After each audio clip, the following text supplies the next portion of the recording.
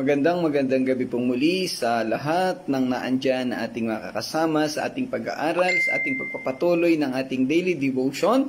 At sa gabi nga pong ito ating ipagpapatuloy ang Kabanatang 20. Tayo po ay nasa huling bahagi na. Lord willing ay matapos natin ang ating talakayan hanggang verse 24. We will start tonight with at verse 21. Magandang gabi, Pastor Claude. Salamat sa iyong maagang pagdating. At kagabi ay natapos natin ang talatang 11 hanggang 17 hanggang 20. At yan nga ay tumalakay sa napakaraming bahagi na ating natutunan. So bago po tayo magpatuloy sa ating talakayan sa gabing ito, samahan po muli ninyo ako sa ating pananalangin. Mag-pray po tayo. Panginoon naming Diyos, Panginoon naming Ama, tunay na dakila ka, tunay ang pag-ibig mo sa amin. Maraming salamat muli sa gabing ito. Muli na naman kaming mayroong panahon upang mag-aral, magkakasama-sama kami, Panginoon, upang talakayin ng iyong mga salita. Patuloy mo kaming samahan, patuloy mo kaming gabayan, at pangunahan sa mga pag-aaral namin. Ikaw po ang manguna sa amin at maparangalan ka namin sa lahat ng ito. Sa pangalan ng Panginoong Hesus. Amen. Amen. Okay, magandang gabi, Pastor Nanding. Salamat po. Naandyan na rin kayo sa ating pag-aaral. So, atin nga pong tatalakayin ngayon ang verses 21 to 24. Lord willing ay matapos natin. Pero mag-recap tayo ng konti kasi napakaganda ng lesson na tinalakay natin kagabi. At ito ay tumutukoy doon sa pagbabago ng isang bagay. Yun ay sabihin ay walang nananatili na permanente sa mahabang panahon maliban sa salita ng Panginoon. Sabi nga natin sa sekular na mundo, nothing is permanent here in this world except change. So lahat ay nagbabago. Yung mga bagay na hindi natin inaasahan na magbabago ay nagbabago at talaga namang pagka magigising ka na lamang ay nabago na at hindi mo na halos makilala. Magandang gabi Ate Josie. Salamat po sa inyo uling pagsama.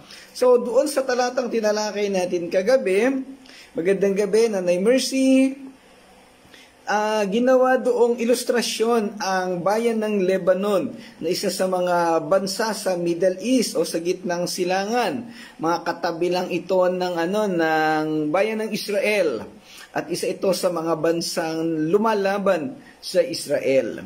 Magandang gabi, Sister Irene. Salamat sa iyong pagdating.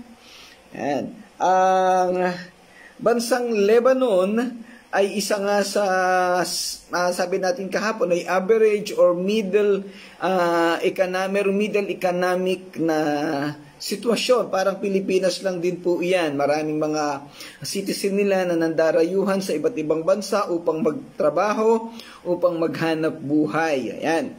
Ngayon, ang binabanggit dito, hindi magtatagal at magiging bukirin ang kagubatan ng Lebanon at ang bukirin naman ay magiging kagubatan.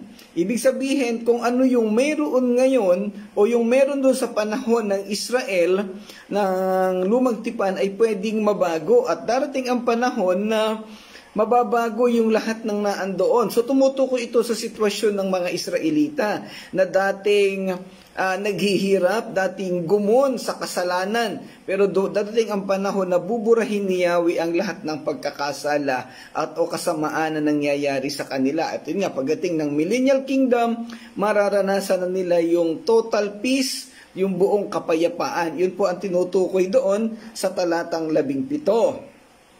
And then, sa araw na iyon, maririnig ng bingi ang pagbasa sa isang kasulatan at mula sa kadiliman, makakakita ang mga bulag. So, total change, total na pag-shift sa panibagong buhay. Yung dating mapapangit na sitwasyon ay mararanasan, magiging napakagaganda at pinagpala ng Diyos. Magandang gabi, Ate Alma, sa inyo pong lahat dyan sa Pamilya Ornido. Yan. So, ang mga talatang tinalakay natin kagabi ay nagpapakita na walang permanente at doon ay biniging diin natin na kung ano yung kasalukuyang sitwasyon na ating nararanasan, huwag tayong magpakatiwala. Wala tayong ibang pagtitiwalaan maliban sa salita ng Panginoong Hesus at ang pananampalataya na mayroon tayo sa Kanya. Ito lamang ang tanging maiiwan at madadala natin hanggang sa dulo ng buhay na walang hanggan. Ang lahat ng mayroon tayo dito sa lupa, even yung ating mga damdamin,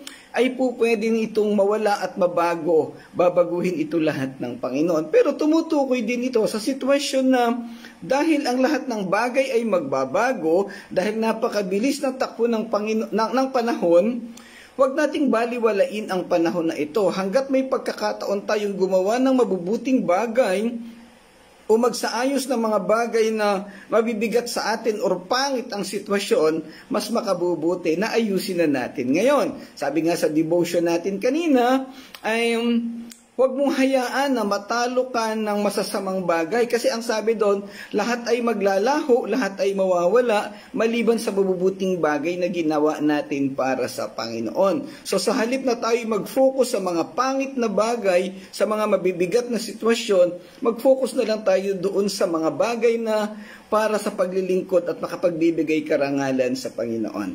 Magandang gabi, Ate Linda. Salamat, napadaan ka uli sa aming pag-aaral. Kumusta na kayo dyan?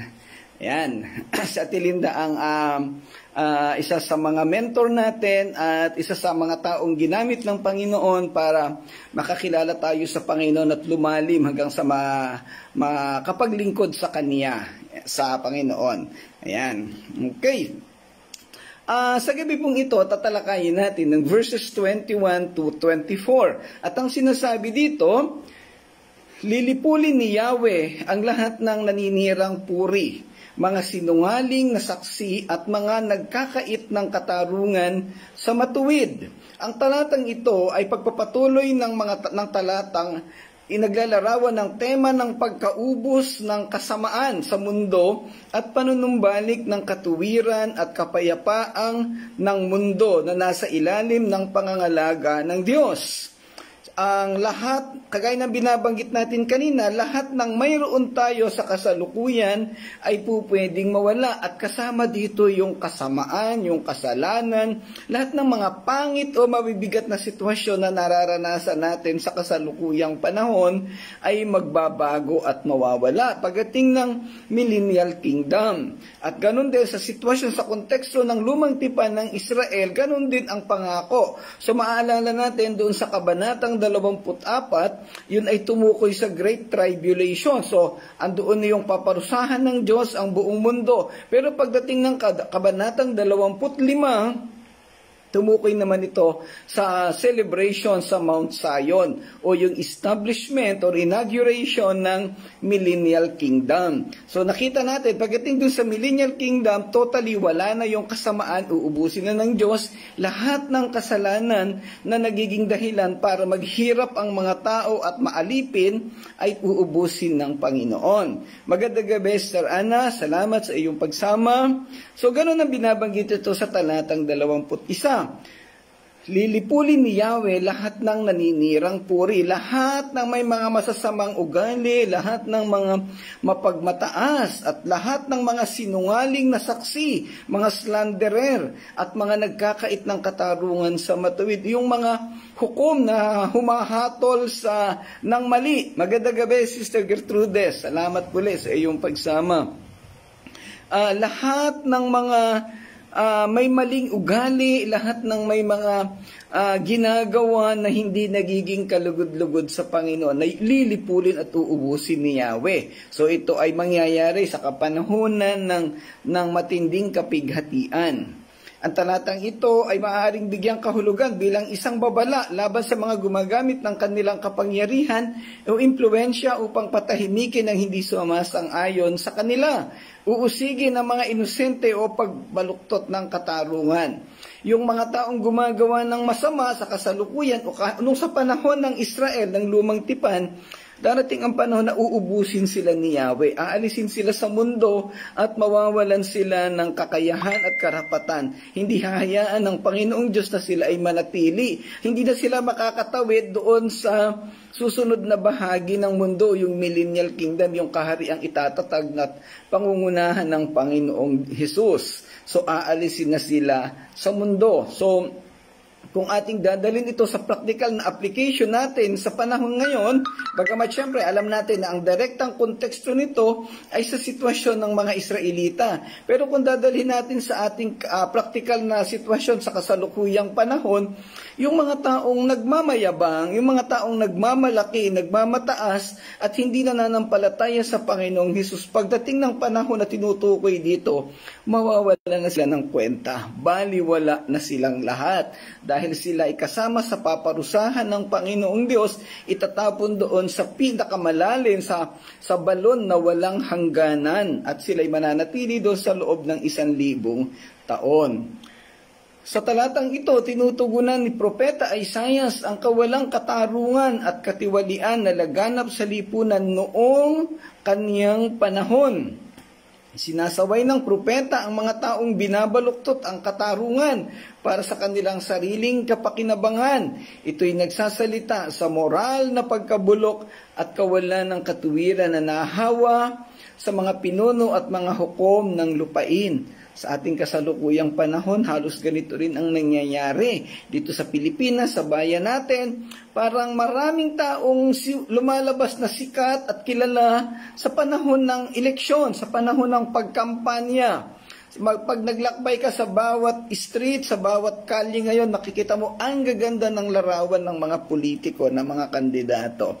Pero pagkatapos ng eleksyon, tatanggalin yung mga poster at pati yung mga mukha nila totaling maglalaho na, hindi na sila maabot ng mga tao. Magandang gabi, Ate Senay. Salamat po sa inyong pagsama. So yun po yung ang kadugtong, ang kasunod nung pagkawala ng mga politiko na yan, na nung panahon ng eleksyon, panahon ng kampanya, parang ang babait na mga politiko, parang lumalapit sa atin. Pero pagdating ng panahon at pagkatapos ng eleksyon na, nakaupo na sila, unreachable na, no? Hindi mo na sila maabot.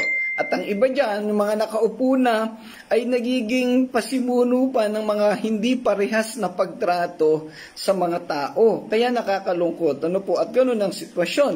Nagiging instrumento sila sa pagbaluktot ng katarungan para lamang sa sarili nilang kapakinabangan. Hindi, wag na tayong lumayo. Dito na lamang sa Santo Tomas. Ano po? Yung patubig na ito ay problemang malaki dyan sa San Rafael at palagay ko sa ibang barangay pa. Nung hindi pa ito pinasok nung prime water, no? Yung isang malaking concessionaire ng patubig, dati maayos ang takbo ng tubig, may pumapatak. Nung pasukin ng mga negosyante, nagkasira-sira na, nagkaloko-loko. Bakit kaya ganun ang nangyari? Well, meron pong sikreto sa loob niya, ilalim niyan.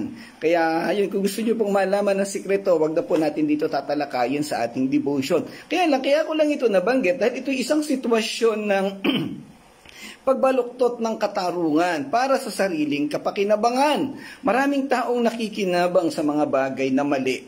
At ito po'y takbo ng gobyerno. Kahit yung binabalita nila dati na ito po ay balita lang at hindi naman ito confirm, pero maraming nagkakapera sa Kongreso, sa Senado para lamang kumampi sa isang mga batas o sa isang mga maling patakaran na ginagawa. Nakakalungkot at inis ang ganyang sitwasyon. Pero ang sinasabi sa talatang ito, pagdating ng panahon ng Panginoong Diyos, ng Panginoong Hesus, inaalisin niya ang lahat ng iyan at ang lahat ng mga taong nagiging instrumento ng paggawa ng mga mali ay kanyang itatapon doon sa pinakamalalim na hukay at doon sila mabubuhay sa loob ng 1,000 taon. Yan. Tinatalakay din dito ang mga tema ng katarungan at katuwiran bilang sentro ng talata. Kinukundina ni Isaias ang mga bumabaluktot sa katarungan at nang aapi sa mga inosente. Ang ideya ng paggawa ng isang tao na isang nagkasala para sa isang salita ay nagpapahayag ng kapangyarihan ng mga salita at ang kawalang katarungan ng pagpaparusa. So, alam natin sa ating mga hustisya, sa mga korte, maraming napaparusahan na wala namang kasalanan. At yung mga may kasalanan, sila yung para bagang pinagpapalapa o nakakalaya. Sa King James Version, may binanggit na parirala, maglagay ng silo para sa kanya na sumasaway sa pintuang bayan. Ito'y tumutukoy sa pagkilos ng pagtatakda ng mga bitag para sa mga naghahangad na ilantad ang katiwalaan at maling gawain. Itinatampok nito ang mga balakid at panganib na kinakaharap ng mga naninindigan para sa katotohanan at katarungan. Yung mga iilang taon na may matinong pag-iisip na lumalaban para mapanatili ang katarungan, bandang huli sila pa ang nagiging masama, sila pa ang napaparusahan. Napakaraming sitwasyon na nangyayaring ganyan, hindi lang sa Pilipinas, kung hindi sa buong mundo.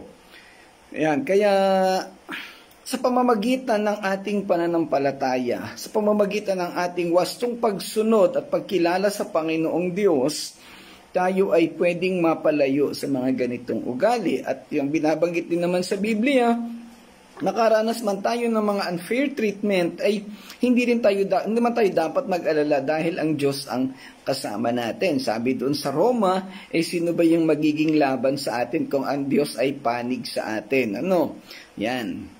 Pagkatapos ay nagpapatuloy din dito si Isaiah sa paghatol sa mga tinatalikuran ang matuwid para sa isang bagay na walang kabuluhan. Ito'y nagsasalita sa pagwawalang bahala para sa mga matuwid at makatarungan at ang pagkahilig na baliwalain ang kanilang mga inihaing alalahanin bilang hindi gaanong mahalaga. So maraming sitwasyon na tayo mag-file ng mga kaso, may kakasuhang mga tao, merong usapin, kahit sa barangay level pa lang o sa municipal level, ay nagkakaroon na ng mga hindi maayos na pagdidesisyon. Kasi ang laruan ngayon ay kung sinong kilala mo, kung sino yung backer mo. Bigla ko naalala yung isang clip yata yun sa Facebook. Dati, nung unang panahon, pag ikaw ay nakagraduate ng college, mas madali kang makakahanap ng trabaho. Pero ngayon, para ikay magkatrabaho, kahit graduate ka na ng college, una kailangan ng experience. At may pangatlong kailangan, sino ang backer mo? Sino yung nasa likod mo? Nakakalungkot dahil kalamihan yan ay mga politiko. Yan. Kaya ingat po tayo sa mga ganyang sitwasyon. Ang talatang ito ay sumasalamin sa isang lipunan kung saan ang mga prioridad ay nababaluktot. Yung mga tamang gawain natutwist, nababaluktot. At kung saan ang pagkahangad ng kayamanan at kapangyarihan ay higit sa kahalagahan ng pagiging patas at katuwiran. Yung mga alam nating mali, yun ang namamayagpag, yun ang nangyayari kahit naman sa mga simbahan. Pansinin po ninyo sa kapanahunan ngayon, iilan na ang simbahan na talagang solid ang pundasyon sa banal na kasulatan. Iilan na ang simbahan na talagang nag-aaral ng totoong salita ng Panginoon. Karamihan sa kanila sa mga simbahan ay anong itinuturo? Puro pagpapala, puro kayamanan, puro uunlad ka, puro mga makamundong pagpapala, puro material things, puro financial, puro pagyaman. Pero hindi po yun ang nilalaman ng Biblia at hindi yun ang ipinapagawa ng Panginoong Diyos. Kaya mag-ingat din po tayo. Ang dami nating nakikita sa Facebook, sa iba't ibang social media platforms na mga preaching, mga pagtuturo na pag inanalyze mo, hindi mo malaman kung saang parte ng Biblia hinalukay, kung saan nila ibinase. So napakaraming mga maling katuruan, hindi lamang naman sa politiko, hindi lamang sa gobyerno, pati nga sa loob ng simbahan, na-contaminate na, na-pollute na ang mga simbahan. Kahit sa mga preaching, sa bawat pulpito, sa mga preaching messages every Sunday, ang tawag namin is diluted message. Lumalabnaw na. Bibihira na ang nagtuturo ng mga tamang doktrina at mga teolohiyang directing related sa Panginoon. So talagang papasama ng papasama ang mundo. Pero yun nga, ayon sa pangako ng talatang ito, dadating ang panahon na lilipulin ito ng Diyos at ang lahat ng naninirang puri, mga sinungaling, even yung mga preachers na sinungaling, sila ay aalisin ng Panginoon at bibigyan mangyayari ang katuwiran sa ating mundo. At yun na nga, ang pagsapit ng millennial kingdom ay tayo ay makakaranas ng buong kapayapaan. Sa pangkalahatan, ang talatang ito, talatang 21, ay isang makapangyarihang pagtatapos ng mga katiwalian sa mundo at pagpapalaya sa mga taong inapi o hindi nakaranas ng nararapat na kapayapaan. Sabi na, lagi nating sinasabi, hindi man natin maranasan ang totoong kapayapaan dito sa mundo. Pagdating ng dulong panahon, doon natin ito mararanasan. Kaya wag po tayong bibitaw sa ating pananampalataya. Kaya nga po, lagi nating itinuturo na ang pananampalataya natin, ang pagiging Kristiyano natin ay hindi laging nakaangkla sa material na bagay, hindi laging tumutuloy, hindi to laging dumidiretso sa kayamanan o sa mga physical na bagay na ating mahahawakan. Kasi pag doon tayo tumingin at hindi ito nangyari, ang tendency natin ay lumayo sa pananampalataya, babagsak tayo. Napakarami na pong taong bumagsak na laman ng mga prosperity churches kasi pinangakuan sila ng magagandang bagay. Kaya lang hindi naman nangyari. Bakit? Kasi hindi naman ganun ang disenyo ng Diyos. So, hindi nangyari. So, umalis na lang sila sa mga simbahan. So, sila'y pumasok na masaya sa church at lumabas silang mga luhaan. Samantalang tayo, o doon sa mga kagaya natin na nag-aaral ng totoo, pwedeng tayo'y luhaan sa kasalukuyang panahon, pero tayo aalis sa mundong ito na pinagpala at totoong pagpapala. Pagpapala na espiritual at hindi matatapos, hindi mauubos, hindi kagaya ng ipinapangako ng mundo. Ayan. Okay, so punta po tayo sa verse 22. Kaya ito ang sinasabi ni Yahweh, ang tumubos kay Abraham tungkol sa sambahayan ni Jacob. Wala nang dapat ikahiya o ikatakot man ang bayang ito mula ngayon. Ang talata namang ito ay tumutukoy sa pagbibigay ng pangakong buhay kay Yahweh na ang bayan ng Diyos, ang mga inapo ni Jacob, ay hindi na mapapahiya kundi ibabalik sa pararangalan. Ito ay ang resulta ng tinatawag nating remnancy o ang pagtitira ng ilang sanga ng Israel o si Jacob, sanga ni Jacob, sanga ni Israel o yung kanyang lahi at makakasama ng Panginoon sa panahon ng milenyo at sa walang hanggan. So alam nating lahat ang mga propesiya pagdating ng huling panahon, yung mga Hudyo, mga Israelita na nagkalat sa iba't ibang dako ng mundo ay pauuwiin ng Diyos sa Jerusalem at doon sila'y magkakasama-sama. And during the Great Tribulation, maraming mga Israelita o mga Hudyo na maliligtas. At ito yung remnants na tinatawag natin at isasama ng Panginoong Hesus doon sa Millennial Kingdom. Sa dirali ng talata, ginamit na patnugot o reference ng Diyos ang ginawa ng Diyos na pagtangkilik kay Abraham. Bakit ginamit ito si Abraham? Bakit hindi na lang yung ibang mga patriarchs ang ginamit? Dahil yung larawan ni Abraham, ito'y pagtatagumpay at ito'y naglalarawan ng pagtangkilik at pag-aalaga ng Diyos sa kaniyang piniling tao, si Abraham. Simula ng tawagin ng Diyos si Abraham hanggang sa dulo ng kanyang buhay ay talagang hinawakan siya at inalagaan. At yung pangako niya na dadami, lalawak ang kanyang lahi hanggang sa kasalukuyang panahon, ang lahat ng mga Hudyo, yan ay nagmula sa lahi ni Abraham. Yan. Okay, kaya ito ang sinasabi ng Panginoon na tumubos kay Abraham. So it also gives authority. Ibig sabihin, kung paano pinagpala ni Yahweh, tinubos si Abraham, ganun din ang gagawin niya dito sa sambahayan ni Jacob. Jacob is one of the descendants of Abraham. Anak siya ni Isaac. At ganun din tayo.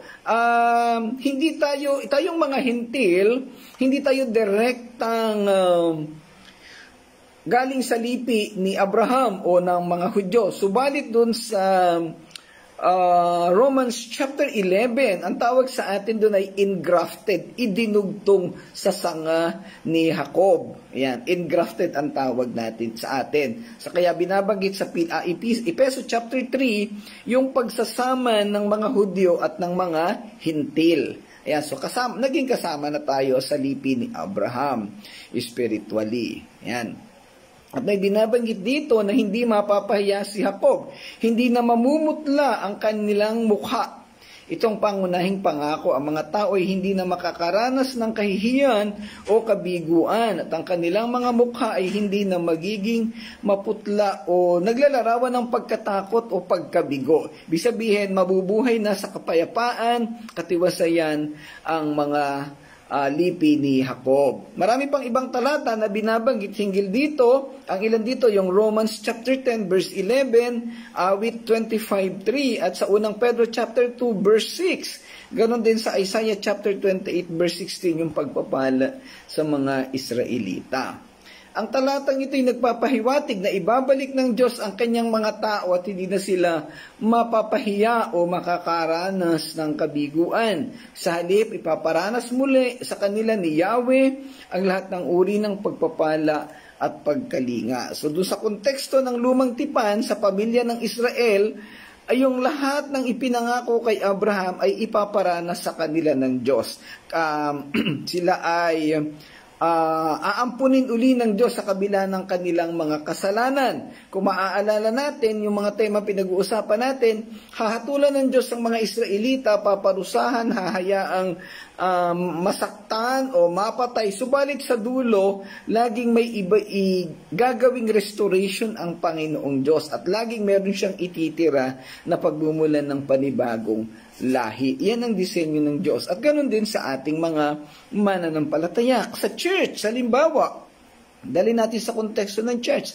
Minsan maubos man yung mga tao sa church, merong itinitira ang Panginoon na po pwedeng pagsimulan ng paglago. So yan po, makikita natin dito na ang Diyos na sinasamba natin, ang Diyos na nagdala sa atin sa pananampalataya ay maaasahan natin sa lahat ng panahon at sa lahat ng pagkakataon. Siya lamang ang makakapagbigay ng pag-asa sa atin, siya lamang ang makakapagdala sa atin sa pinakamainam na kinabukasan at sa talagang buhay na ating mai-enjoy at magiging pagpapala sa ating lahat. Doon lamang ito mangyayari sa piling ng Panginoon, hindi dito sa buhay natin sa mundo. Bagamat syempre, hindi naman ibig sabihin ay pawang kapangitan na lang o kasamaan na lang ang mararanasan natin sa mundo. Dahil tayo'y aalagaan ng Panginoong Diyos dito, hindi naman niya tayo iiwanan totally.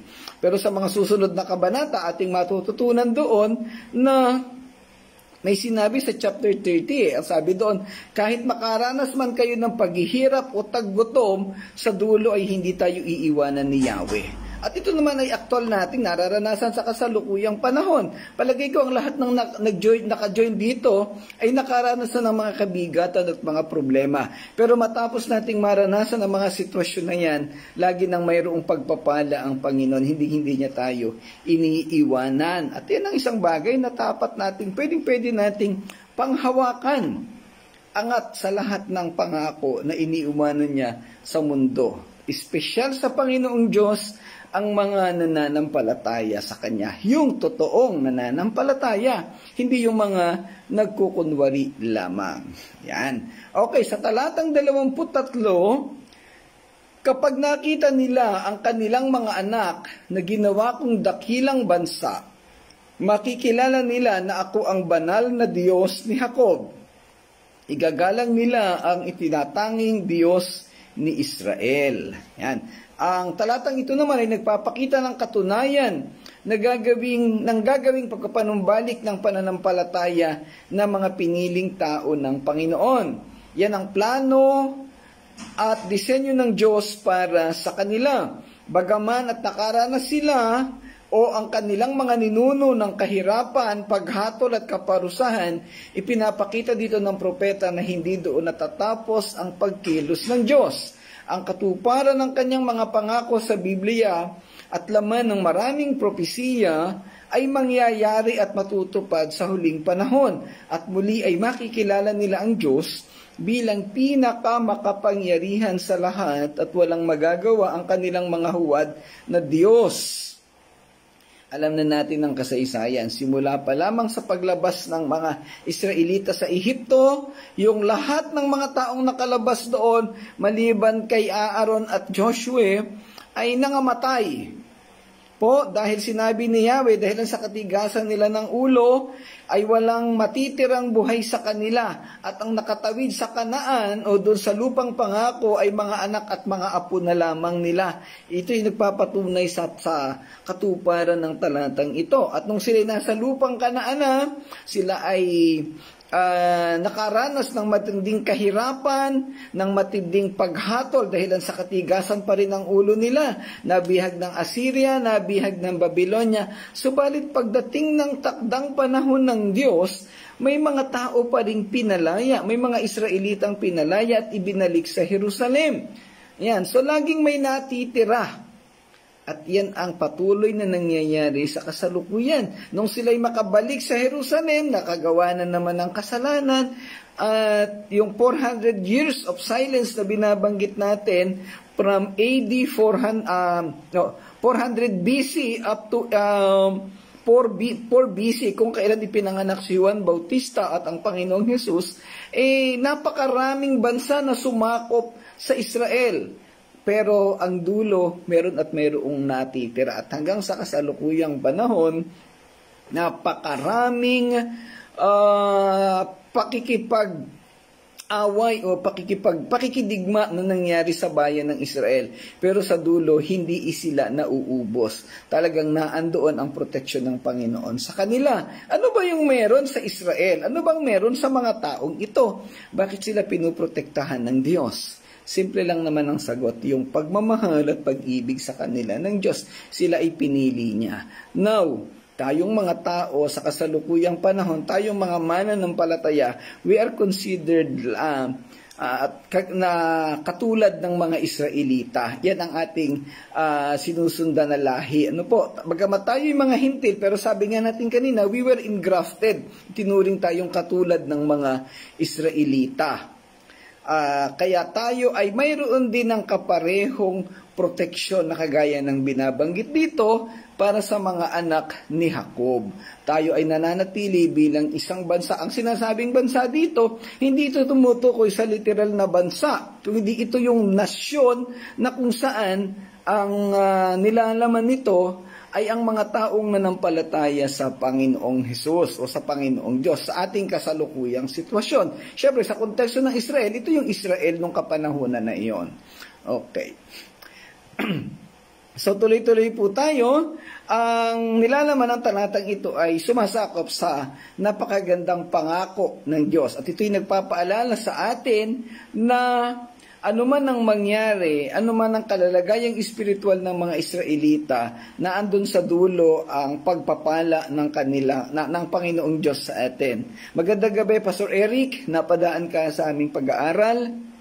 Bumagsak sila sa mga maling paraan ng pamumuhay at pagsunod sa Diyos. Tinalikuran nila si Yahweh, ang tunay na Diyos, at lumipat sila sa pag-asa ng mga huwad na Diyos na sa dulo'y nagdala sa kanila sa kasadlakan ng sitwasyon, kasama ang galit sa kanila ni Yahweh. Dahil dito sila'y hinatulan ng Diyos at nakalaan na makaranas ng mga kaparusahan. Subalit, pagkatapos ng lahat ng ito, naandun yung muling pagpapala ng Panginoon sa kanila. Hindi sila iiwanan ng Diyos. Ang isa sa mga pangunahing tema ng talatang ito ay ang ideya ng pagpapakabanal o ang pagpapabanal ng isang bagay na nangangahulugan ng pagbubukod. Ito tinatawag nating sanctification or separation or separated.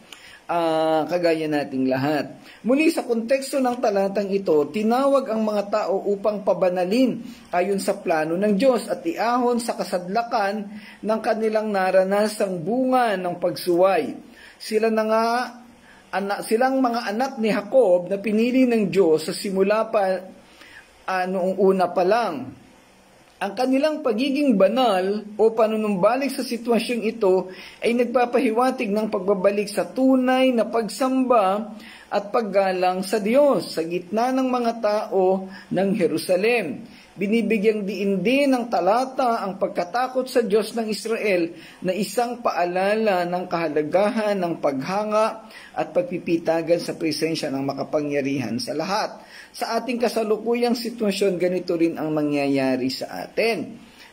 Lagi nating nababanggit, ano man ang maging sitwasyon natin, huwag tayong mawawala, huwag tayong lalayo sa Panginoon. Normal lang na makaranas ng kabigatan at problema, pero sa dulo nito, naandun ang pagpapala ng Panginoon at yan ay sigurado na mangyayari sa ating lahat.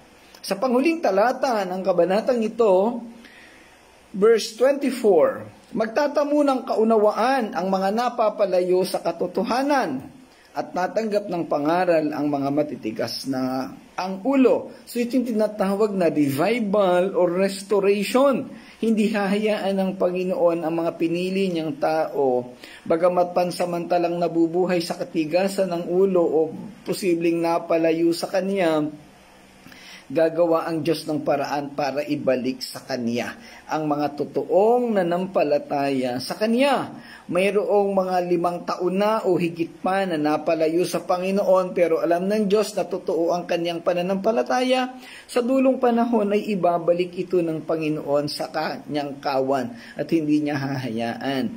So, sa kasalukuyang panahon sa ating iglesia, ang Touching Lives ay marami tayong mga nakasama na maraming nangawala. Mga kasama natin nung una, nandyan pero nawala.